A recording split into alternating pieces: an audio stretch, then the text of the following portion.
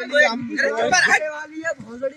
Guys, हमारे गांव में एक सिर्री हो गया है, उसकी आज हम दिखाने वाले कैसे कैसे लोग रहते हैं हमारे यहाँ पर। जल्दी लेकर आइए, आइए देखिए जो कबाड़ा, देखो ये इतना बड़ा सिर्री तो इसकी भोसड़ी वाले इतना बड़ा सिर्री है, साला गाड़ी भी दे रहा है तब से।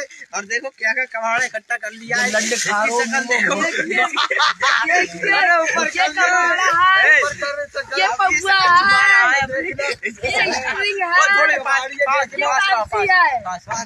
थोड़ी इसकी शक्ल आप देख सकते हो, और पौवा देख सकते हो नीचे, पौवा देख सकते हो। और इसमें देखो क्या क्या बैग गिरा दो नीचे। बैग क्यों गिरा दो?